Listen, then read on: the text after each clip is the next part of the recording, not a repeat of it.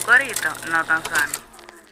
Sobre poesía y experiencia religiosa en claves de interculturalidad, hablaremos con el Premio Nacional de Poesía Jit Manuel Castillo después de la pausa. Disfruta el sabor de siempre, con harina de maíz mazorca y dale, dale, dale, dale. La vuelta al plato, cocina arepa, también empanada. Juega con tus hijos, ríe con tus panas, disfruta en familia, una cocinada. En tu mesa la silla nunca tan contada. Disfruta el sabor de siempre, con harina de maíz mazorca y dale, dale, dale, dale. La vuelta al plato, siempre felices, siempre contento. Dale la vuelta a todo momento. Cocina algo rico, algún invento. Este es tu día, yo lo que siento. Tu harina de maíz mazorca de siempre, ahora con nueva imagen.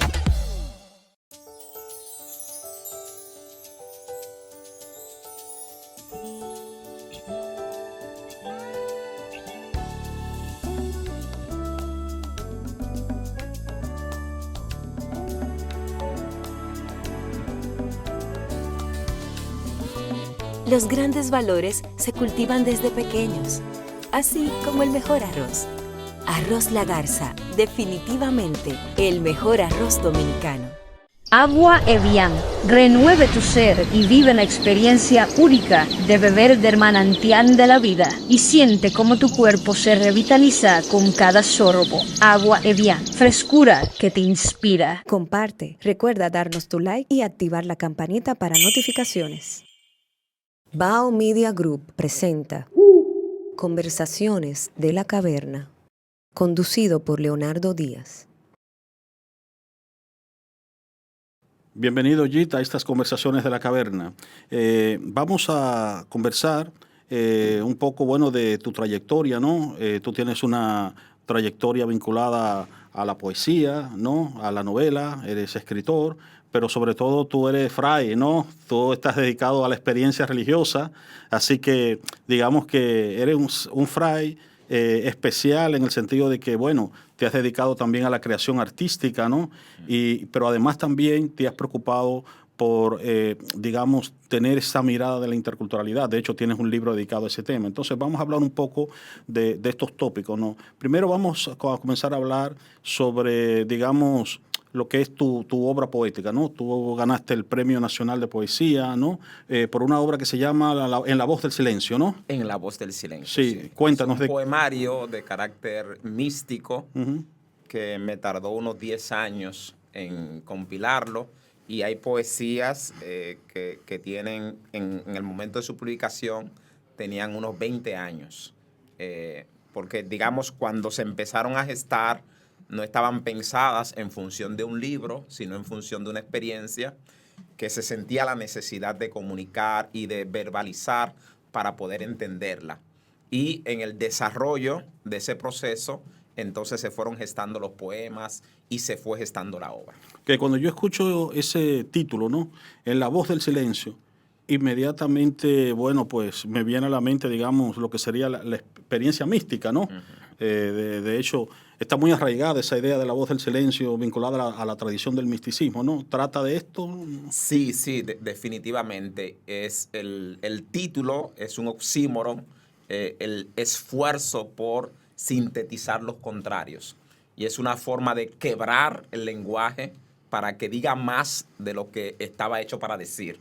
Es decir, que se corresponde a ese desafío que nos planteó Wittgenstein de sobre lo que no se puede hablar, mejor callar. Sí. El poeta siente esa conciencia de que le ha acontecido algo que trasciende el lenguaje, pero a la vez se siente desafiado a comunicarlo.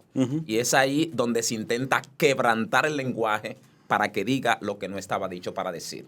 Esto nos hace traducir la experiencia que nos planteó Merleau-Ponty cuando decía pasar de la palabra hablada a la palabra hablante. Y es precisamente eso lo que se intenta en este poemario. Sí, es un poco, digamos, mostrar, ¿no? Para usar, de hecho, la expresión de Wittgenstein, ¿no? Porque sobre aquello de lo que no podemos hablar, lo único que podemos hablar es mostrar, expresar, ¿no? Sí. Esa otra dimensión de la experiencia humana que no puede ser reducida, digamos, a lo que es el lenguaje proposicional propio de la ciencia, ¿no? Sí. O el lenguaje racional, Ajá. o el lenguaje, digamos, en su dimensión más ordinaria y cotidiana. Sí. Entonces, es ese esfuerzo por transmitir el misterio que somos como seres humanos, el misterio que es la vida y el misterio que es Dios. Sí. Que en las diferentes tradiciones, entonces, se interpreta y se expresa de diversas maneras. Por eso también la conexión con la interculturalidad Sí. y con una también propuesta interespiritual Ajá. que viene a respetar los diferentes saberes, las diferentes tradiciones culturales, las diferentes experiencias de Dios. Ese es el desafío. Entonces, en esta obra poética, en La voz del silencio, también, digamos, se aborda la cuestión de la divinidad o se aborda, digamos, unos tópicos que no son, digamos, la clásica visión, digamos, de la divinidad. Sí, se trata de un texto que no es confesional. Ajá. Me imagino que es a lo que te refieres. Ajá. Sino que intenta retratar la experiencia cruda del encuentro con Dios, que después obviamente cada poeta, cada místico traduce conforme a sus referentes culturales, religiosos, pero no se encajona dentro de una tradición propiamente confesional.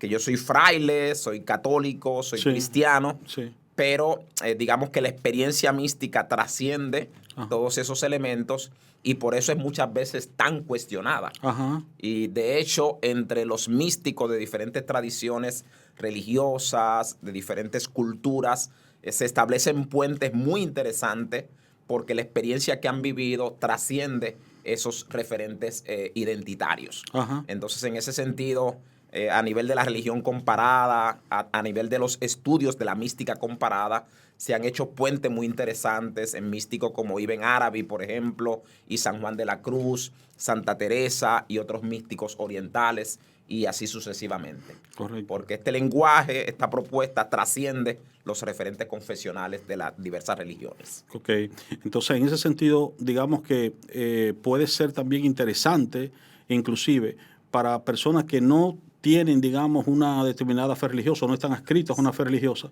pero que sí, digamos, tienen un cierto sentido de trascendencia, ¿no? Claro Y de que búsqueda, sí, ¿no? Claro que sí. Actualmente se está hablando mucho de una mística salvaje porque no se da por los canales tradicionales de las religiones oficiales, sino que se da de una forma muy personal, incluso experiencias místicas que se dan a personas que son incluso ateos o religiosos o antiteístas y así sucesivamente. Es decir, que esto trasciende las fronteras de una confesión religiosa y por eso mismo se abre a todo ser humano. ¿Y de dónde viene lo que se le llama mística salvaje? ¿Por qué salvaje? Bueno, la expresión la acuñó Michel Heuling y él la establece para intentar dar cuenta de una experiencia que se da más allá del ámbito religioso y que por tanto es patrimonio de la humanidad y no de ninguna religión. Interesante. Él va a hablar, por ejemplo, de la experiencia mística, por ejemplo, que se da, esto con base en William James, a partir de alucinógenos, pero también la que acontece sin ninguna búsqueda, ya sea porque se hizo un proceso de iniciación o un proceso de preparación previo, Ajá. o porque se ingirió algunas sustancias para provocarla, sino que ellas acontecen naturalmente. Y tiene que ver como con ese deseo de trascendencia, de profundidad que vive en todo ser humano y esa conexión con el misterio profundo que somos y que no siempre podemos comprender ni expresar en un lenguaje sencillo. Entonces, se trata de una experiencia que acontece a todo ser humano.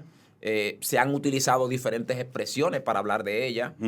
Hay quien habla de experiencias cumbres, hay quien habla también de una experiencia oceánica, pero en el fondo todas nos están hablando como de esa dimensión de lo humano que está más allá de lo comprensible y de lo que uno puede atrapar desde el punto de vista racional o desde el punto de vista de una razón instrumental. Que era lo que en el Tractatus Wittgenstein llamaba simplemente lo místico. Lo místico, ¿no? Exactamente. Sí. Bueno, además de tu obra poética, tú también has escrito novelas, ¿no? Y tienes una novela llamada Apócrifo de Judas Iscariote, ¿no? Es esta novela, ¿no? Uh-huh. ¿De qué trata? No, es una biografía sobre Jesús de Nazaret, pero narrada por Judas Iscariote. Ajá. La mayoría, digamos, aunque hay una narración que es interactiva entre varios personajes, pero se trata, digamos, de la experiencia que hace Judas Iscariote de releer su historia de relación con Jesús una vez que se ha consumado la entrega. Y es todo el debate que él tiene interiormente para preguntarse qué es lo que le ha llevado a esta acción. Y en lo que él va desandando el camino, va haciendo una retrospectiva de toda su vida y de la vida de Jesús con la suya, se van estableciendo unos paralelismos entre ambos personajes, de lo que tiene que ver con sus búsquedas, con sus aspiraciones, con sus sueños, con la respuesta que quieren dar a un contexto tan desafiante como el que se vive en el siglo I, en el contexto de Israel, de Palestina.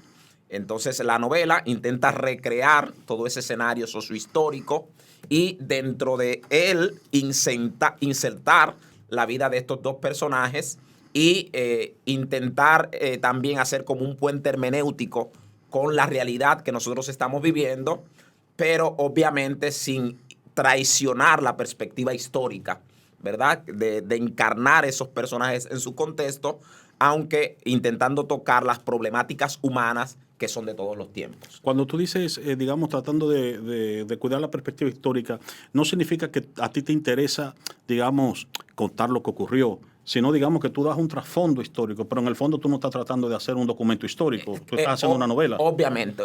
Sí. Y al hablar de apócrifo también es la idea de que no es un evangelio, ajá, como los evangelios oficiales, sí, sino, digamos, uno de estos evangelios que se perdió, sí, y que muchas veces no fue considerado como canónico, uh-huh, porque no se corresponde como con los elementos naturales que la tradición de la gran iglesia aceptó sobre la vida de Jesús. ¿Por qué te interesó escribir esta novela sobre Judas Iscariote?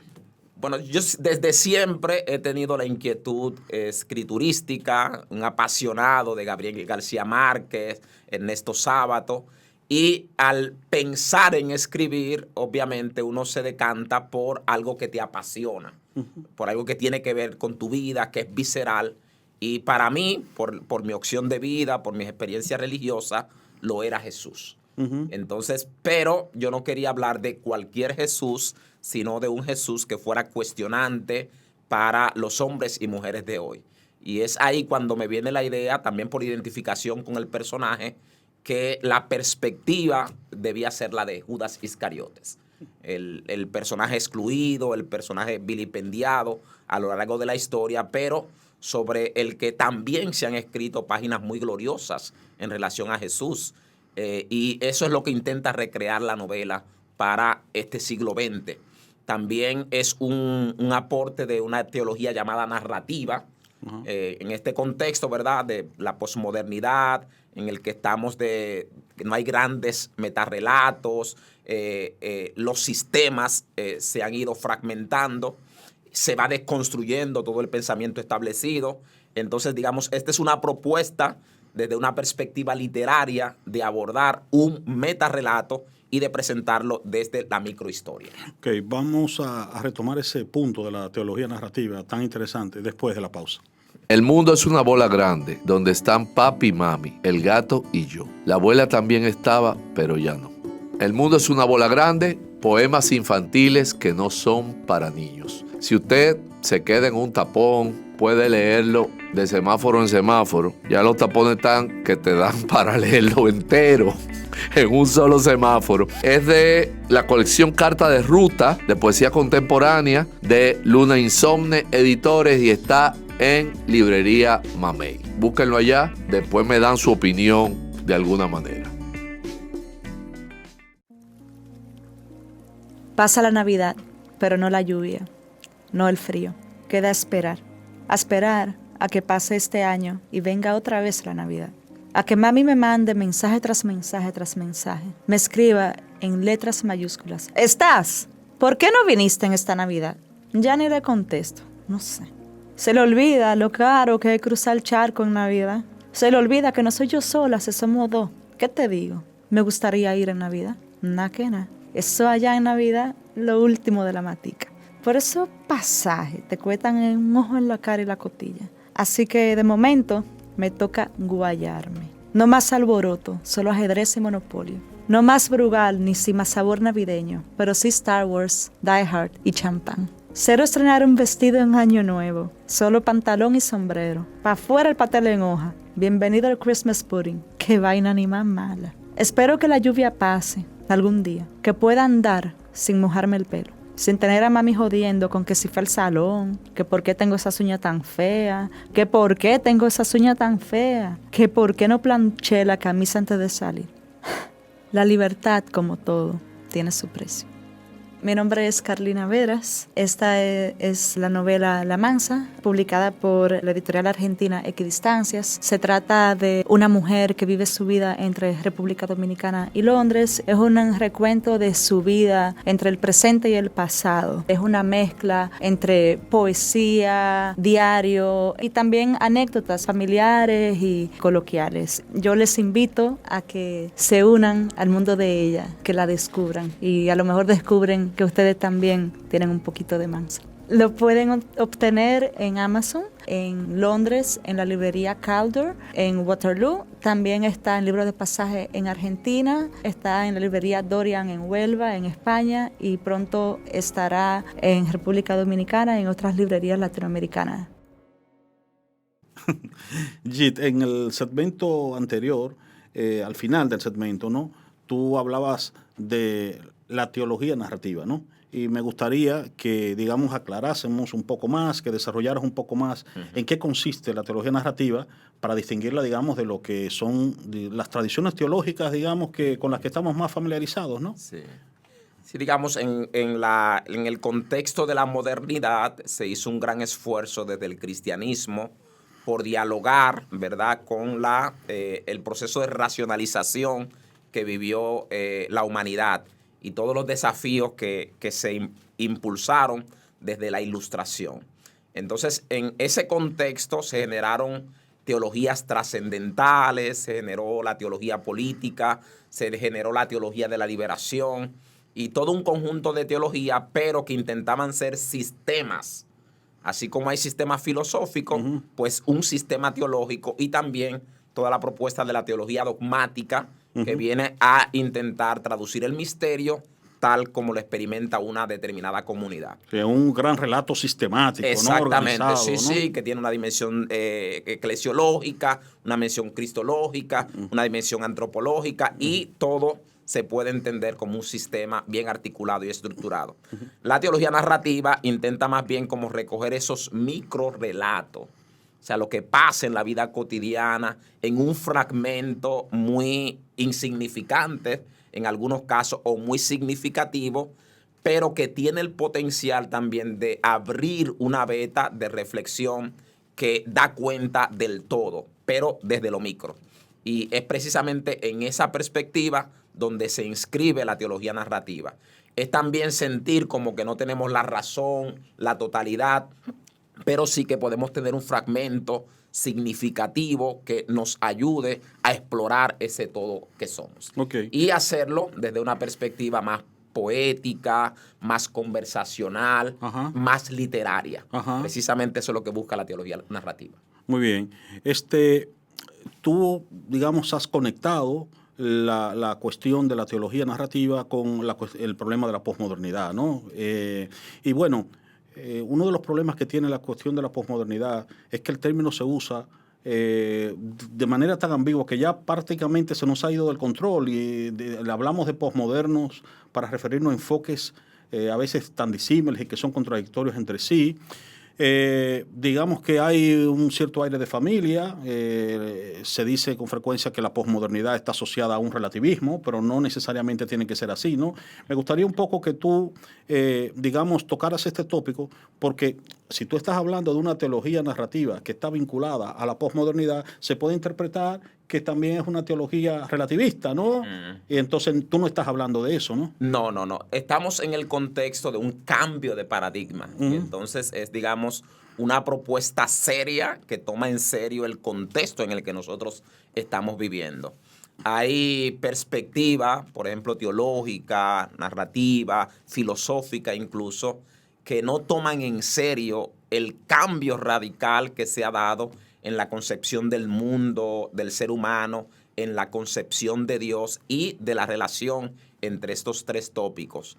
Entonces, nosotros hablamos por ejemplo, en el libro sobre la interculturalidad, hablamos de un cambio de paradigma, de una evangelización que era inculturada o que intenta de una otra manera someter todas las culturas a una propuesta preestablecida, a un diálogo intercultural que se abre a los diversos saberes. Y lo mismo cabe en esta perspectiva de teología narrativa. Entonces no es caer en un relativismo, sino volver a los elementos fundamentales, pero hacerlo despojándonos de muchos elementos que se han ido pegando en el camino y que se han constituido en una tradición con minúscula, pero que muchas veces se le da un poder como si fuese fundamental, perteneciendo a la tradición con mayúscula, en lo que tiene que ver con la teología. Entonces es como desmontar esas tradiciones que muchas veces tienen que ver, por ejemplo, con la cultura occidental, y asociar el cristianismo a esta perspectiva occidental en el contexto de una sociedad occidental que está en decadencia, nos lleva a ver la decadencia del cristianismo. Pero en cambio, despojar al cristianismo de ese proceso de occidentalización que vivió en un momento determinado y descubrir que es una propuesta oriental y que por tanto se abre a una perspectiva muy diferente de lo que es el ser humano, es lo que intentamos rescatar desde esta teología narrativa.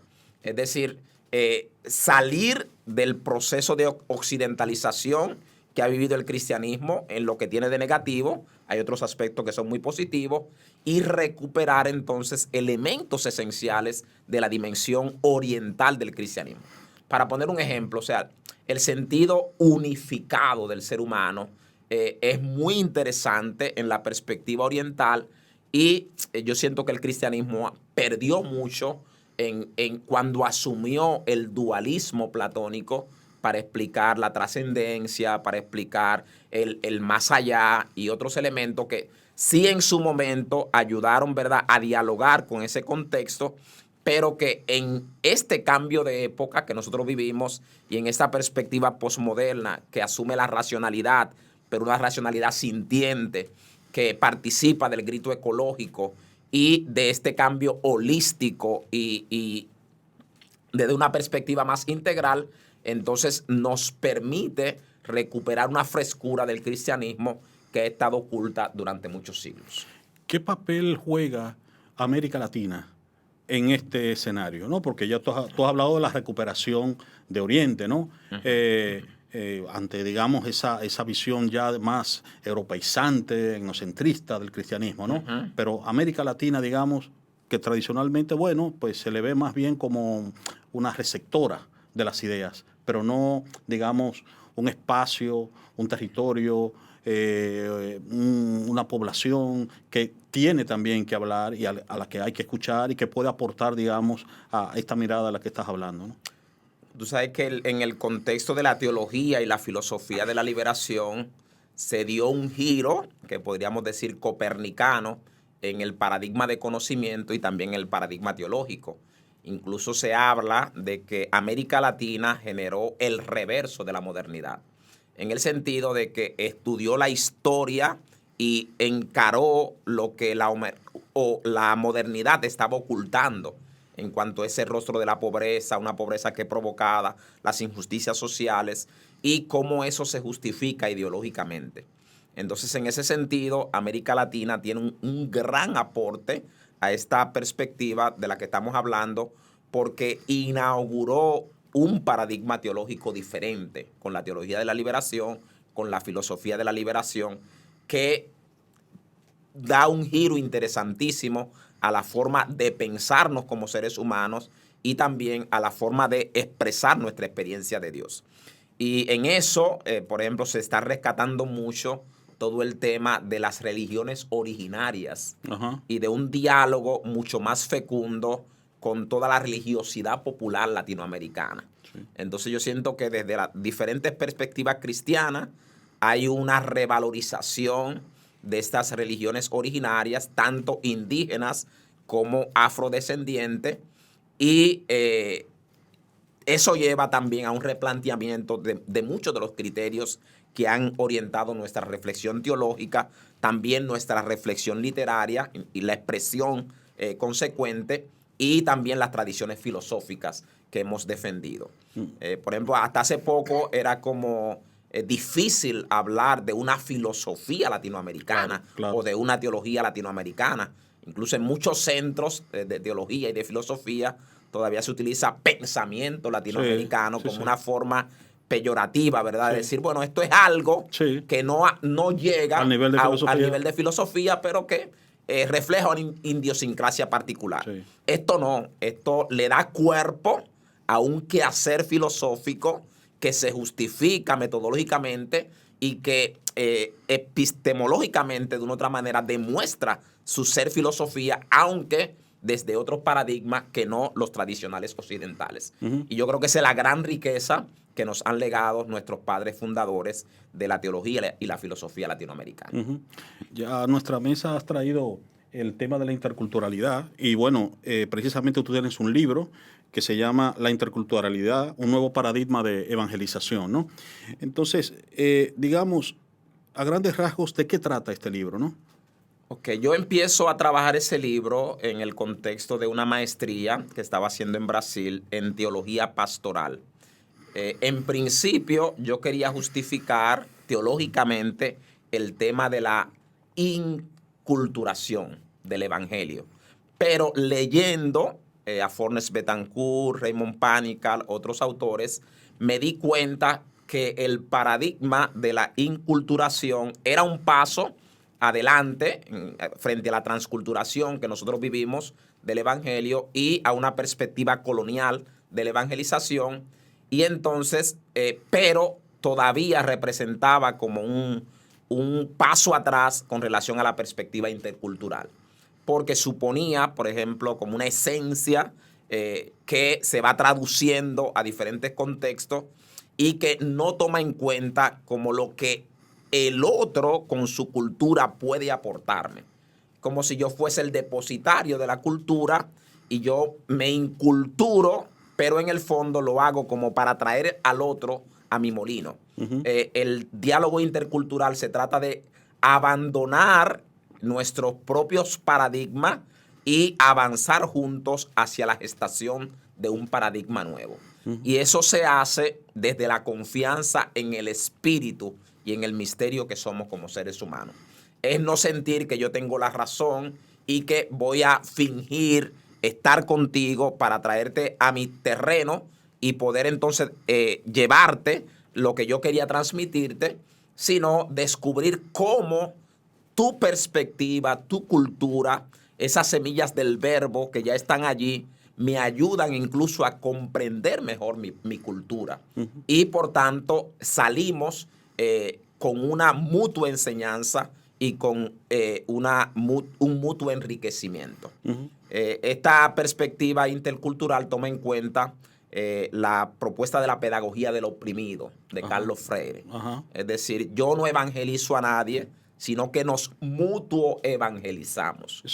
Estaba pensando en eso, iba a comentarte que, digamos, asociamos con frecuencia la cuestión de la evangelización o de cualquier intento, digamos, de adoctrinamiento religioso con una instrumentalización del otro, porque lo primero que lo veo es como si fuese una especie de criatura o de cliente al que yo tengo que de una manera u otra atraer, adoctrinar y bueno, digamos que lo que tú estás planteándonos es que sin perder el objetivo o el propósito que pueda tener cualquier, digamos, mensajero que aspira ¿verdad? A transmitir un mensaje, reconocen el otro primero que es una persona, que esa persona no solo es alguien que va a recibir, sino es alguien que tiene algo que decir. Algo que decir, algo que dar. Y que yo no solamente estoy dispuesto a oírlo por un asunto protocolar o de caballerosidad. Déjame yo oír lo que él va a decir, pero yo al final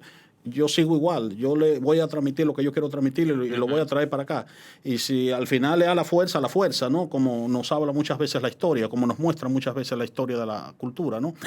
Entonces, en tu caso no, en tu caso tú estás diciendo, no, independientemente de que yo me sitúe en una verdad, yo tengo que reconocer que allí hay otro que también está situado en una verdad y tenemos que dialogar. Y volvemos una vez más a ese punto tan importante.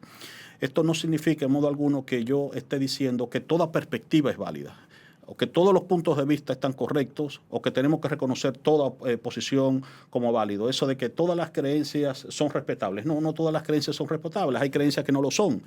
Eso es parte precisamente del proceso de diálogo. Por eso se hace necesario un proceso de diálogo y de análisis. Porque, claro, yo no voy a aceptar que todas las creencias son válidas, pero tampoco yo me voy a erigir en el sumo pontífice que va a decidir unilateralmente que mi creencia es la única verdadera, ¿no? Exacto. Sí. Adela Cortina tiene una propuesta bien interesante diciendo que la persona siempre es respetable, pero hay posiciones, digamos, éticas, posiciones epistémicas, que por el modo en que se sitúan, ellas mismas pierden su respeto. Ajá. Entonces, digamos, cuando una perspectiva ética o epistémica va en contra del ser humano, en una perspectiva global y holística, engendra el odio, la violencia, el rechazo, la exclusión, esa postura ética se descalifica a sí mismo.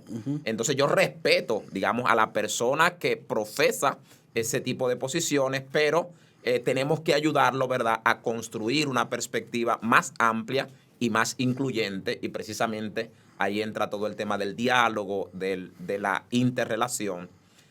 Una cuestión que tiene muy importante esta evangelización intercultural es que no busca un adoctrinamiento ni es propagandística, sino que parte de una experiencia de Dios, en el caso nuestro, que hemos experimentado como algo bueno, como una buena noticia, como algo hermoso que queremos comunicar a los demás. Pero no comunicarlo como una imposición, sino como un testimonio de una opción felicitante. Es decir, algo que te puede hacer feliz, que te puede ayudar a alcanzar tu plenitud. Y desde ahí es de donde se plantea la perspectiva de esta evangelización intercultural. Entonces yo entiendo que también el otro, de una u otra manera, ha vivido algún tipo de experiencia que me puede ayudar a reconocer toda la riqueza de mi experiencia y que mi experiencia también puede ayudar a ese otro a comprender toda la riqueza de su experiencia. Entonces, en este diálogo de saberes, de experiencia, se va construyendo una mutua evangelización. Y a eso es a lo que aspiramos. Sí, y en ese sentido, entonces, podríamos decir que estamos ante un paradigma de la religiosidad que es más propicia para una sociedad que intente ser plural, democrática. Claro, abierta, definitivamente, ¿no? definitivamente, sí. Bueno, pues Jit, se nos ha acabado el tiempo. Muchas gracias por esta interesante conversación y a ustedes, gracias por estar ahí y les invitamos a nuestras próximas conversaciones de la caverna. Conversaciones de la caverna, conducido por Leonardo Díaz. Comparte, recuerda darnos tu like y activar la campanita para notificaciones. Disfruta el sabor de siempre, con harina de maíz mazorca y dale, dale, dale, dale. La vuelta al plato, cocina arepa, también empanada. Juega con tus hijos, ríe con tus panas, disfruta en familia, una cocinada. En tu mesa la silla nunca tan contada. Disfruta el sabor de siempre, con harina de maíz mazorca y dale, dale, dale, dale. La vuelta al plato, siempre felices, siempre contento. Dale la vuelta a todo momento. Cocina algo rico, algún invento. Este es tu día, yo lo que siento. Tu harina de maíz mazorca de siempre, ahora con nueva imagen.